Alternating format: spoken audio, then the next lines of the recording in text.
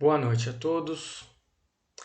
Com muita alegria, vamos dar início a esta live com o estudo da carta de Paulo aos Romanos. Chamamos a todos bem-vindos para que possam edificar a sua fé, aumentar o seu conhecimento bíblico e que possam também participar, interagir conosco neste momento.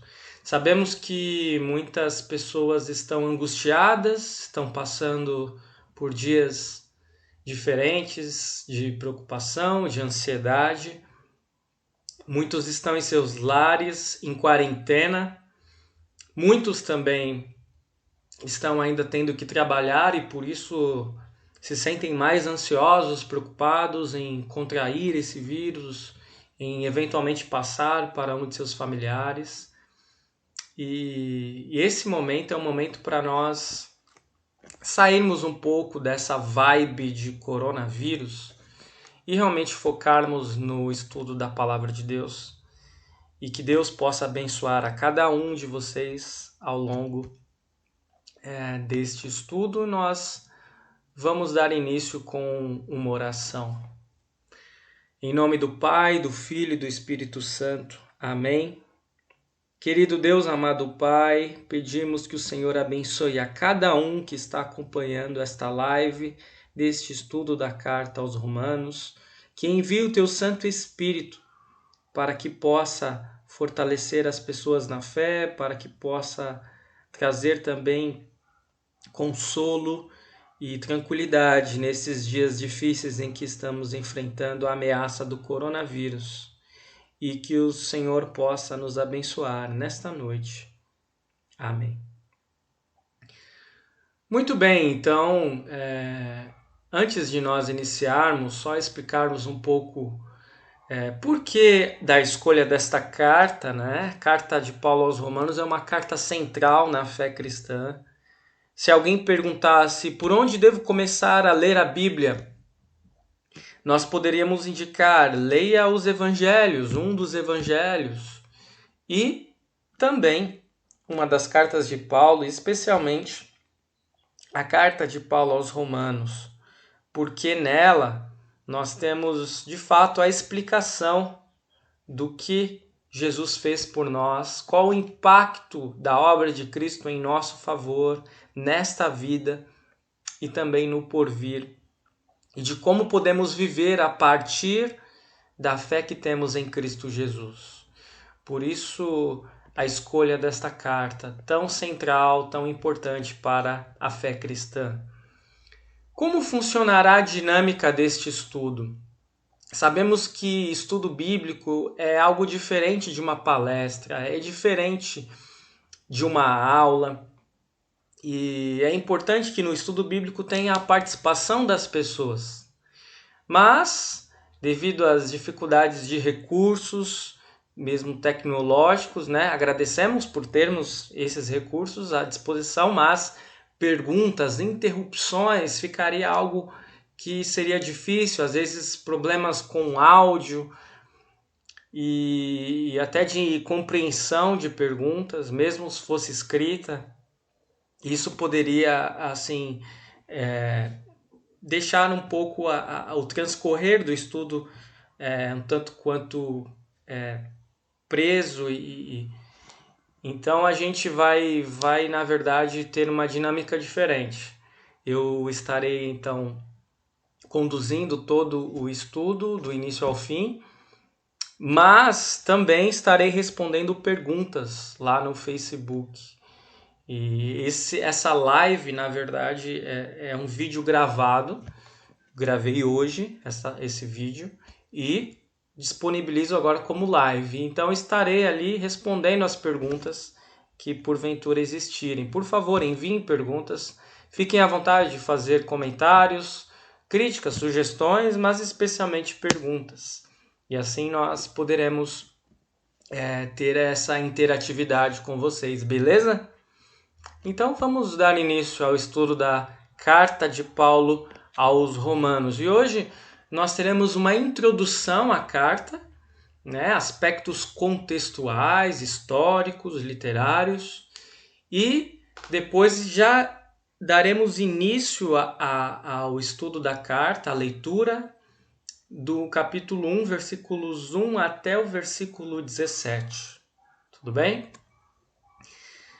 Muito bem, então, quem escreveu, quando escreveu e para quem escreveu? Sabemos que a carta de Paulo, a carta aos Romanos é uma carta de Paulo. E ele escreveu, provavelmente, por volta do ano 57 depois de Cristo, na cidade de Corinto. Na cidade de Corinto, Paulo estava lá, trabalhando, pregando, fazendo o seu trabalho habitual de missão, de evangelismo, de consolo, de fortalecimento da fé das pessoas, enfrentando perseguições, dificuldades. E ele escrevia cartas para as igrejas nas quais ele já havia edificado, feito uma base, passado por essas cidades. E aí ele passava pelas cidades e enviava cartas depois para poder se comunicar com as pessoas, para poder, por assim dizer, pastorear aqueles dos quais ele havia iniciado um trabalho. E assim ele faz com essa carta aos Romanos. Os destinatários desta carta eram cristãos já, pessoas que já haviam iniciado na fé cristã e que estavam nesse momento morando em Roma. Mas essa questão 3, Paulo nunca havia estado em Roma, como poderia conhecer tantas pessoas lá? É algo que modifica um pouco então essa ideia que eu havia falado antes. O apóstolo Paulo passava pelas cidades e daí, depois de certo tempo, ele enviava cartas para ver como estava ocorrendo o trabalho lá e para ajudar as pessoas que estavam enfrentando desafios, dificuldades, problemas por lá. Mas aqui em Romanos é diferente. O apóstolo Paulo nunca havia estado em Roma. Por isso, como ele poderia conhecer tantas pessoas lá? No final da carta, lá no capítulo 16, Paulo cita 26 nomes diferentes de pessoas, de cristãos que estavam morando em Roma. E como ele poderia conhecer tantas pessoas se ele jamais havia estado em Roma? A verdade é que Roma atraía muitas pessoas. Muitas pessoas iam para Roma para trabalhar e para poder ganhar a vida. Então era uma cidade que nós chamamos hoje de cosmopolita. Havia pessoas de tudo quanto é lugar. Então cristãos que Paulo havia conhecido em outras cidades tinham ido residir em Roma. E dali formaram a igreja. Um destes, um casal muito conhecido, é Priscila e Áquila. Priscila e Áquila estavam lá em Roma e foram daqueles destinatários da carta aos romanos. Uma informação muito importante para nós é como era Roma na época do Novo Testamento, na época em que Paulo enviou esta carta. Então é interessante nós observarmos um mapa de Roma, do Império Romano, sabermos o que era a Pax Romana e também termos uma ideia do que eram as estradas romanas. Primeiro, então, o Império Romano, que nós temos um mapa com a época em que Jesus havia nascido. E tudo isso que você está vendo em verde, então, fazia parte do Império Romano. Vejam só a extensão deste império. Abrangia, então, a Espanha, que seria a Espanha hoje, a Gália, que seria a França hoje, e até a Ásia ali, onde é a Turquia, a atual Turquia, Síria, Jerusalém, Israel, Egito, Líbia, o norte da África, Cartago. Então vejam só como era extenso o Império Romano. Roma de fato dominava o mundo da época em que Paulo escreveu a sua carta aos Romanos. O que era a Pax Romana?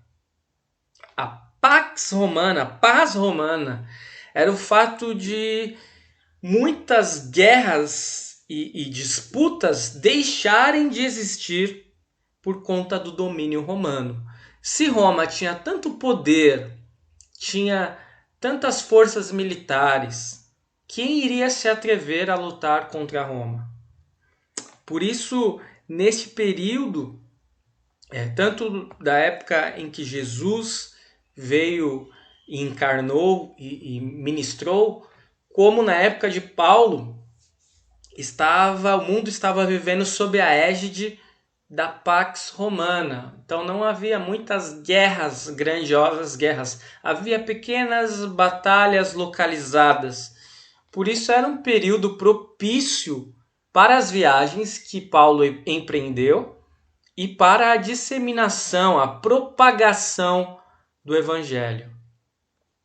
O que eram as estradas romanas? Mais um recurso, um elemento importante para a propagação, para a disseminação do Evangelho. Na verdade, Roma ia conquistando territórios e ia construindo estradas. Claro que não existiam carros na época, mas haviam carroças, haviam cavalos que precisavam atravessar longas distâncias. E a construção dessas estradas facilitavam, então, o transporte, o deslocamento das tropas. E isso também ajudou na propagação do Evangelho, inclusive nas cartas que Paulo enviou para as igrejas.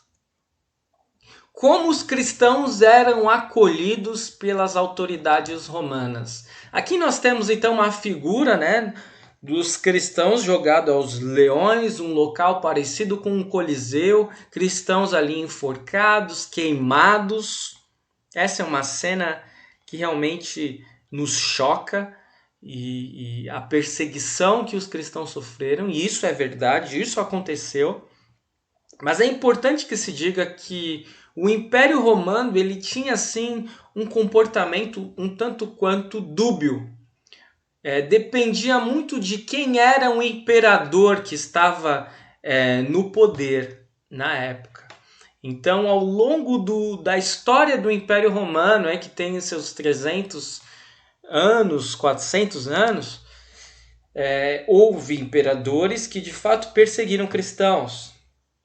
Houve outros que não perseguiram tanto. Isso é bom afirmar, e deixar claro que um dos comportamentos de Roma ao chegar em um território era dominar o território do ponto de vista administrativo, econômico, mas não tanto religioso. Tanto é assim que na Palestina os judeus continuavam com sua religião.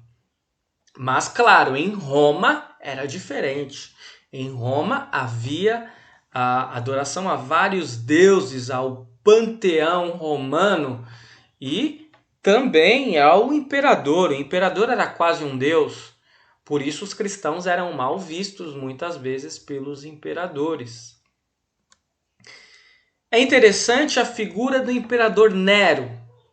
O imperador Nero, que para muitos era um louco, que realizou muitas coisas que deixaram os cristãos em maus lençóis. Dentre elas, talvez a principal, Nero teria colocado fogo em Roma e teria acusado os cristãos deste incêndio. E desde então, os cristãos passaram a ser mais perseguidos em Roma.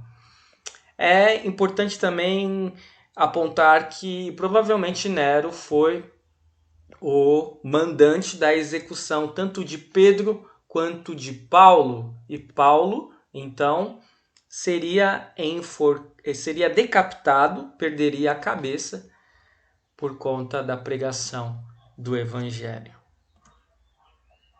O grande tema de Romanos. É possível que Paulo tenha escrito esta carta quando ele vislumbrava um risco iminente para a sua vida.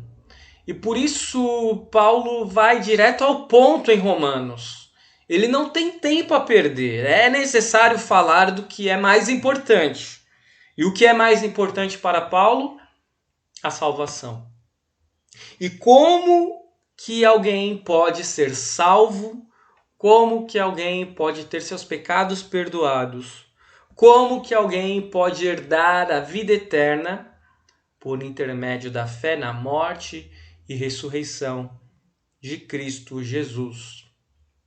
Todos, judeus ou gentios, são salvos por meio de Cristo.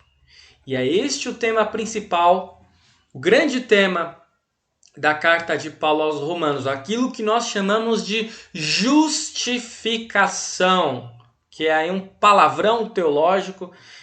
Que significa isso? Nós somos perdoados, salvos por Cristo, por aquilo que Cristo fez em nosso favor, pela sua morte e ressurreição.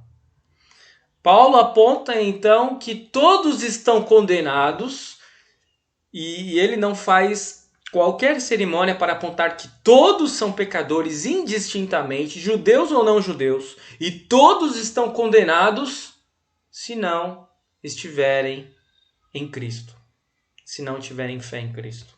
Todos estão condenados. E esse é o grande tema de Romanos.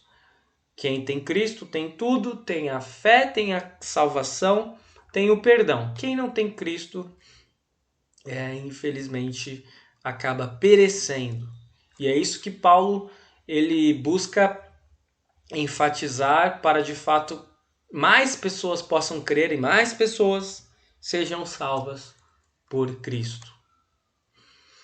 O impacto da carta de Paulo aos Romanos não apenas foi grandioso em meio aos destinatários desta carta. Ao longo da história da igreja, esta carta impactou grandemente as pessoas. Agostinho, ou Santo Agostinho, ou Agostinho de Hipona, como queiram, foi um dos maiores teólogos e filósofos que existiu neste mundo. E Agostinho foi profundamente impactado pela carta de Paulo aos Romanos. John Bunyan, um batista que escreveu um livro intitulado Peregrino, um livro que narra a viagem de um peregrino até a cidade celestial, e um livro que foi muito vendido e que foi muito importante para que muitas pessoas chegassem à fé cristã. Também foi fortemente influenciado por Romanos. John Wesley, aquele que seria o fundador da igreja metodista, do metodismo, foi também fortemente influenciado pela carta de Paulo aos Romanos. E, como não poderia deixar de ser, o grande reformador Martinho Lutero, ele teve a sua vida completamente impactada, transformada pela carta de Paulo aos Romanos. Então vejam só como a carta aos Romanos é uma carta importante para a história da igreja, como ela impactou profundamente a todos os cristãos ao longo dos séculos. Vejam só o que Lutero disse a respeito de Romanos. Esta epístola é, sem dúvida, o escrito mais importante do Novo Testamento e o mais puro evangelho. É digno e merecedor de que o cristão não só o conheça de cor, palavra por palavra, mas também com ela se ocupe diariamente, como pão diário para a alma, pois ela jamais poderá ser lida ou contemplada em demasia. E quanto mais se lida com ela, mais agradável e gostosa ela fica.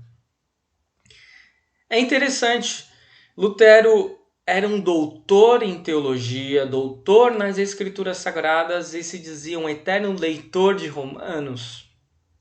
E ele dizia que ela jamais poderia ser lida em demasia, que nós precisaremos nos ocupar com ela diariamente, como um pão diário para a alma. Então, fica aí o recado também, quem sabe de lermos um capítulo por dia de Romanos, quem sabe lermos um versículo, 5 versículos que seja, porque Romanos é tão profundo que nós podemos sempre extrair algo, um alimento para a nossa vida espiritual, a edificação para a nossa fé. Muito bem, então, passada essa parte introdutória aí, que durou uns 20 minutos, nós podemos adentrar na carta de Paulo aos Romanos, beleza? E veremos então hoje apenas o capítulo 1, versículos 1 a 17. Começando agora pelo prefácio e saudação, lá dos versículos 1 a 4. Então, como funcionará essa dinâmica agora? Eu trarei o texto na íntegra, lerei o texto. Esses pontos em vermelho são os pontos em destaques que depois nós iremos comentar um pouco mais. E daí nós poderemos, ao final, trazer uma pequena aplicação também desta primeira parte para a nossa vida. Então, muito bem, Romanos 1, 1 a 4 diz assim: Paulo, servo de Cristo Jesus, chamado para ser apóstolo, separado para o evangelho de Deus, que ele no passado prometeu por meio dos seus profetas nas escrituras sagradas. Este evangelho diz respeito a seu filho, o qual, segundo a carne, veio da descendência de Davi, e foi designado Filho de Deus com poder, segundo o Espírito de Santidade, pela ressurreição dos mortos, a saber, Jesus Cristo, nosso Senhor. Muito bem, então, como Paulo normalmente fazia em todas as cartas, ele traz uma saudação inicial. E é interessante que há sempre temas extremamente teológicos e importantes nestas saudações iniciais de Paulo. Por exemplo, ele diz que é um servo. E o servo, do grego doulos, significa não apenas ser um trabalhador, não apenas ser um servidor, mas ser um escravo. Paulo diz que é escravo. De quem? De quem? De quem? De Cristo Jesus. Paulo se coloca na posição de um escravo de Cristo Jesus. Em outro momento ele vai dizer, porque ele foi comprado. Os escravos eram comprados. Paulo foi comprado por Jesus. Como Jesus comprou Paulo? Por meio do seu sangue. Apenas Paulo? Não. A todos nós. A todos os cristãos. Jesus comprou. Ou seja, apenas Paulo é escravo de Jesus? Não. Todos os cristãos. Todos os que creem em Jesus se colocam na posição de servos, de escravos. Às vezes a gente fala assim, escravo, vem assim um ranço histórico, vem uma... Pensamos logo em alguém sendo espancado, sendo preso, não tendo os seus direitos, e isso tudo é consternador de fato. Mas a escravidão que Jesus, digamos assim, faz, a compra que ele faz de nós, ela é diferente, o relacionamento que ele tem conosco é diferente. Jesus não quer simplesmente se aproveitar de nós. Jesus, ele quer de fato cuidar dos seus servos. Ele ama os seus servos, ele dá a sua vida pelos seus servos. Qual é o dono de escravo que dá a sua vida, que dá o seu sangue pelos seus escravos? Somente Jesus. E Paulo não se coloca apenas na posição de servo, de escravo, mas de apóstolo. Apóstolo que tem uma conotação lá no grego de enviado, alguém que foi enviado, alguém que foi comissionado. Por quem? Se Paulo era escravo, servo de Cristo, Paulo foi comissionado por Cristo. Para quê? Para quê? Para dar uma boa notícia, que significa exatamente evangelho. Evangelho significa a boa notícia. Paulo, escravo, servo, enviado, foi comissionado para dar uma boa notícia. Qual boa notícia? Que o descendente de Davi é o Filho de Deus que morreu, mas ressuscitou. Esta é a boa notícia que Paulo tem para dar Não apenas aos cristãos que estavam em Roma, mas a todos os cristãos de todos os tempos. Muito bem, prosseguindo, Romanos 1, 5 a 7. Por meio dele viemos a receber a graça e apostolado por amor do seu nome, para a obediência da fé entre todos os gentios. Entre esses se encontram também vocês que foram chamados para pertencerem a Jesus Cristo.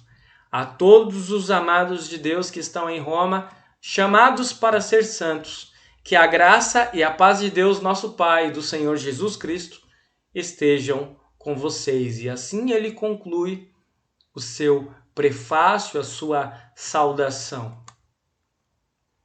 Qual era então o alvo da missão de Paulo? Antes de falarmos no alvo, é interessante discutirmos um pouco a respeito da palavra graça. Por meio dele, Paulo diz, por meio de Cristo, viemos a receber graça. Graça, do grego charis, significa exatamente algo que recebemos sem qualquer mérito ou dignidade de nossa parte. Algo que não pagamos nada para ter. Isso é graça. Por isso, quando nós olhamos antes lá, o fato de Paulo ser apóstolo, o fato de Paulo ter sido comissionado, o fato de Paulo ter o privilégio de dar uma boa notícia, qual é o mérito em Paulo nisso tudo? Nenhum. Porque tudo isso ocorreu por graça. E se nós lembrarmos da história de Paulo, nós sabemos que Paulo antes se chamava Saulo.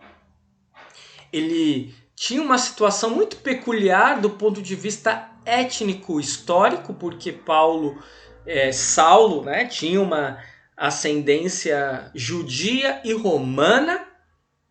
Portanto, Paulo era um judeu da ordem dos fariseus, mas também era romano de nascimento. Isso colocava num status superior do ponto de vista religioso, por ser fariseu, do ponto de vista da sociedade social, por ser romano, já que o Império Romano era um império que dominava o mundo. Mas Paulo perseguia cristãos. Paulo achava que perseguindo cristãos estaria realizando a obra de Deus. E aí nós sabemos que ele teve um encontro miraculoso com Jesus. Jesus já havia morrido, já havia ressuscitado, já havia ascendido aos céus, não estava mais na terra de maneira aparente. E de repente ele aparece na vida de Paulo, um perseguidor de cristãos, e o torna cego. E faz com que ele reflita, medite: Paulo, por que tu me persegues?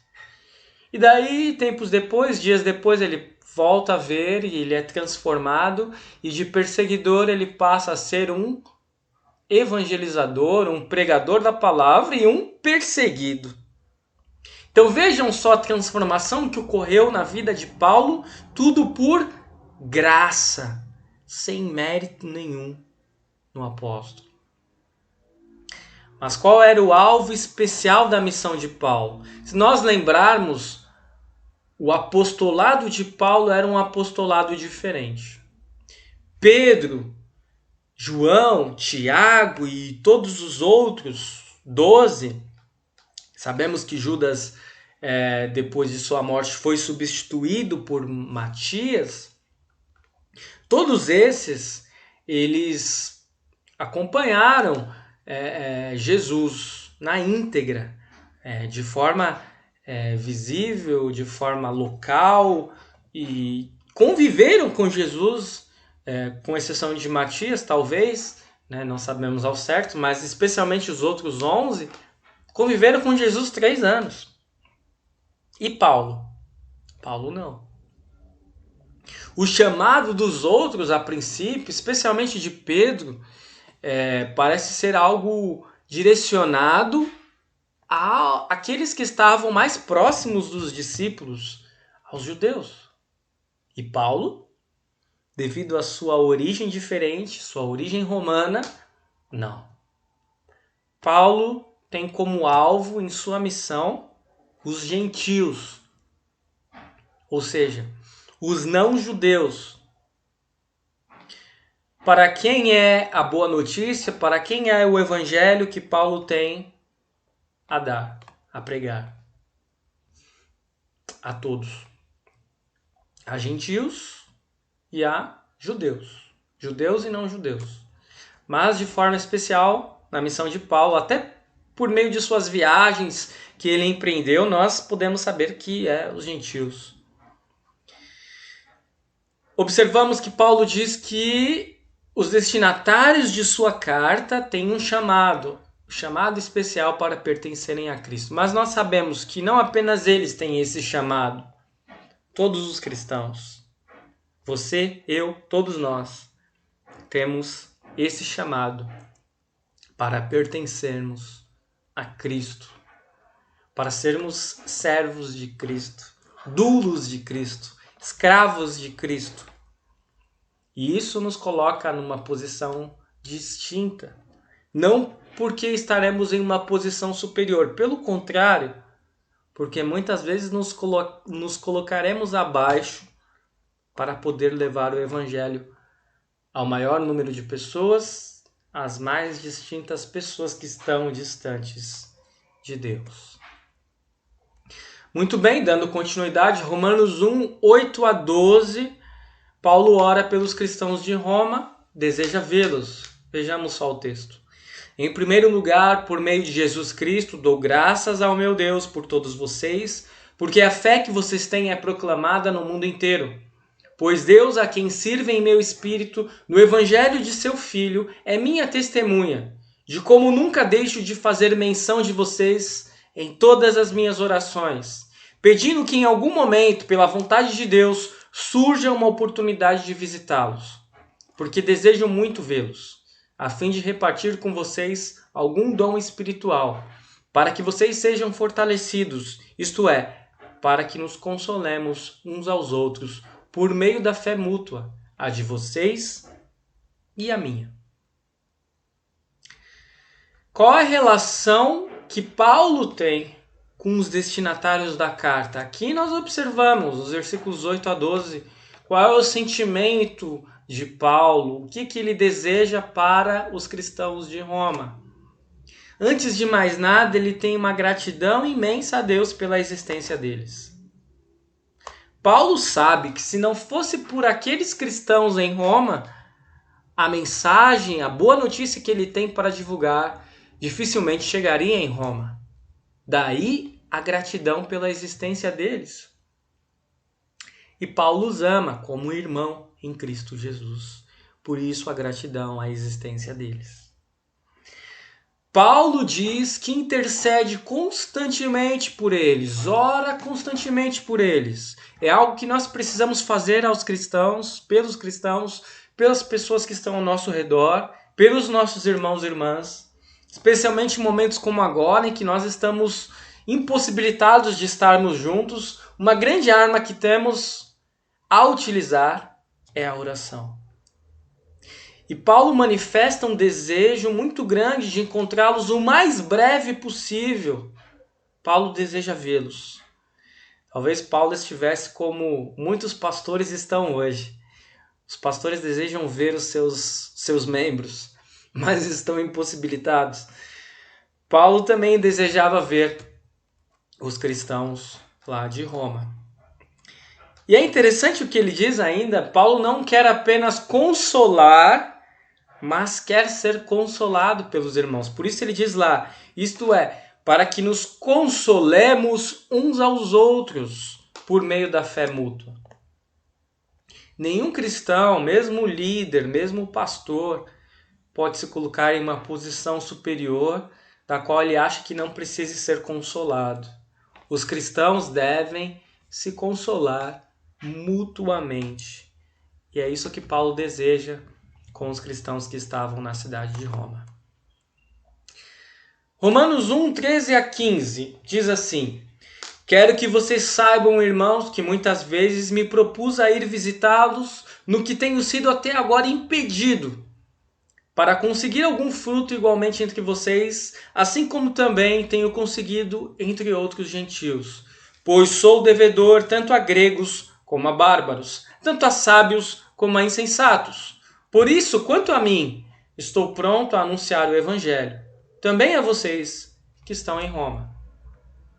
O que impedia Paulo de visitar os cristãos de Roma? Paulo não expõe claramente o que o impedia de visitar os cristãos. Poderia ser sua missão em outras cidades. Poderia ser as dificuldades logísticas para chegar até Roma. O certo é que o tempo ainda não havia chegado para ele ir até Roma. E só chegaria, e Paulo iria a Roma sim, mas quando ele fosse preso. Paulo somente foi a Roma depois de sua prisão. É interessante isso. Paulo pregou em Roma, Paulo testemunhou em Roma, mas não numa situação tranquila. Quando ele estava diante de autoridades, quando ele estava acorrentado, quando ele estava com o risco de perder a sua vida. Porque Paulo sentia-se como um devedor de gregos e bárbaros. Primeiro, antes de mais nada, é interessante que ele coloca essa distinção que era muito comum na época no mundo greco-romano. Para os romanos, que se consideravam como herdeiros da cultura da civilização grega, né? Por isso greco-romano, havia só dois tipos de pessoas: ou você era bárbaro, ou você era romano, ou você era grego. Por isso Paulo coloca esses termos. E por que ele sentia-se devedor dessas pessoas? Porque ele viu seu chamado de Deus para pregar aos gentios como uma obrigação. Às vezes a gente fala assim, obrigação, parece ser uma palavra assim muito pesada e podemos achar, não teria uma outra palavra mais tranquila para Paulo utilizar, mas não, era de fato isso. Paulo sentia-se no dever de pregar aos gentios. Os últimos versículos, então, Romanos 1, 16 e 17, vai nos falar do poder do Evangelho. E ele diz assim: pois não me envergonho do Evangelho, porque é o poder de Deus para a salvação de todo aquele que crê, primeiro do judeu e também do grego, porque a justiça de Deus se revela no Evangelho, de fé em fé, como está escrito: o justo viverá por fé. Não me envergonho do Evangelho, diz Paulo.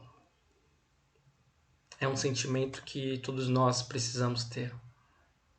Nós não podemos nos envergonhar do Evangelho. Não somos como Paulo, não somos apóstolos, não faremos 1% do que Paulo fez. Mas nós não podemos nos envergonhar do Evangelho. Em meio a um mundo que é considerado um mundo pós-cristão, em meio a um mundo que muitas vezes persegue cristãos de uma forma declarada em países islâmicos comunistas e de uma forma velada em países ocidentais, nós podemos ter receio de nos declarar como cristãos, de falar do Evangelho. Mas nós não podemos agir assim. Por quê? Porque o Evangelho é exatamente o poder de Deus para salvar. Sem Evangelho, sem a pregação do Evangelho, sem o testemunho, não há salvação.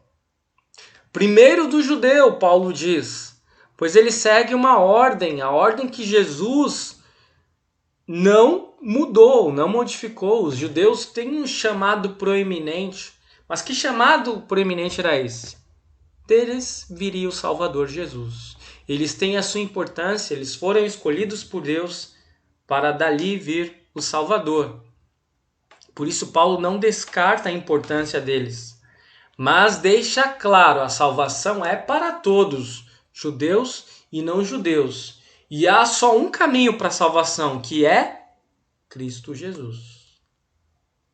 E aí nós nos deparamos com aquela palavra justiça de Deus. Justiça de Deus. Vejam o que Lutero disse a respeito da justiça de Deus. Eu odiava de Romanos 1,17 a expressão justiça de Deus, pois aprendi a entendê-la filosoficamente como a justiça, segundo a qual Deus é justo e castiga os pecadores e injustos. Eu não amava o Deus justo que pune os pecadores, ao contrário, eu o odiava. Lutero tem a audácia de dizer que odiava a Deus porque o via como um juiz, um carrasco. Há muitas pessoas que conhecem esse Deus carrasco e juiz e também odeiam a sua justiça. Pessoas que obviamente não conhecem o Evangelho. Pessoas que precisam ser o alvo de nossa missão. E diante dessas pessoas nós precisamos ter cuidado, ter amor por elas, relevar muitas afirmações que poderão ser uma afronta à nossa fé, porque essas pessoas ainda não conhecem o Deus que nós conhecemos. Mas Lutero continua: aí Deus teve pena de mim. Observei a relação entre as palavras. A justiça de Deus é nele revelada. Como está escrito, o justo vive por fé. E é importante lembrarmos que essa afirmação de Paulo é uma citação do Antigo Testamento do profeta Abacuque. Aí, diz Lutero, passei a compreender a justiça de Deus como sendo uma justiça pela qual o justo vive através da dádiva de Deus, ou seja, da fé. Comecei a entender que o sentido é o seguinte: através do Evangelho é revelada a justiça de Deus, isto é, a justiça passiva, através da qual o Deus misericordioso nos justifica pela fé. Como está escrito, o justo vive por fé. Então me senti como que renascido e entrei pelos portões abertos do próprio paraíso. Percebam como é importante para nós entendermos o que é justiça de Deus, conforme o apóstolo Paulo deixa bem claro aqui no início de sua carta aos Romanos. E esse é o tema principal da carta, esse é o tema que irá permear toda a carta aos Romanos. Enquanto não compreendermos a justiça de Deus, conforme Romanos 1,17, não teremos condições de crer, não teremos condições de amar a Deus e não teremos condições de amar o nosso próximo. Teremos uma visão do juiz carrasco, Deus como um juiz carrasco, e nós seremos juízes e carrascos para o próximo. Mas quando vermos Deus como um Deus amor, como um Deus em que deposita a sua justiça no que Cristo fez por nós e não naquilo que nós fizemos, nós deixaremos de ver Deus como um juiz, como um carrasco, e deixaremos de ser para o nosso próximo juízes e carrascos. E assim nós deixaremos de viver no que podemos denominar de religião humana.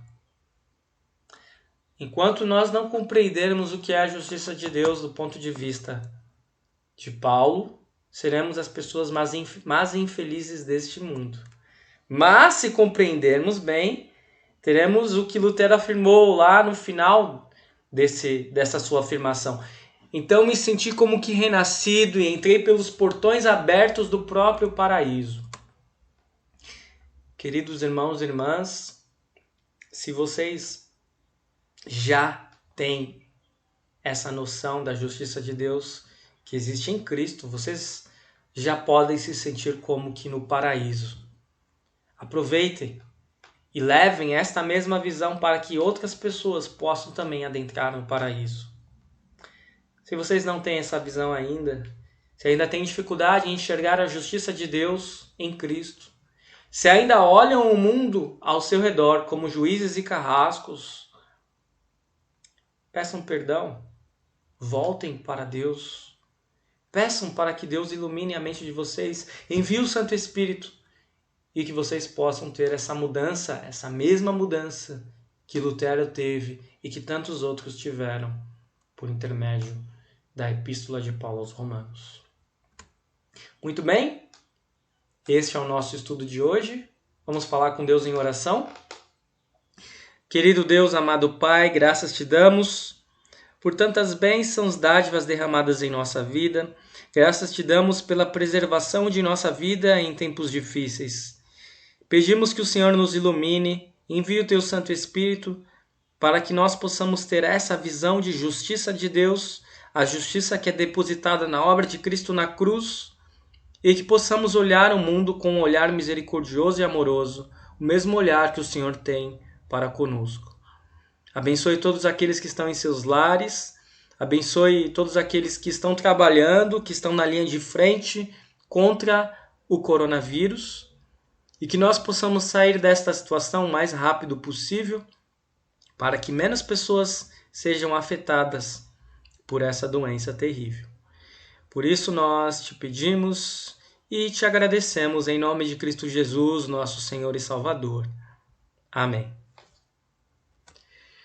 Muito bem, queridos irmãos e irmãs, foi um prazer ter vocês conosco, que Deus abençoe a cada um de vocês em seus lares. E fica aqui a chamada para a quinta que vem, leiam Romanos, capítulos 1, 2 e 3, de preferência. Enviem suas questões, seus comentários e continuem se cuidando. Quem puder, fique em casa e um abençoado final de semana a todos.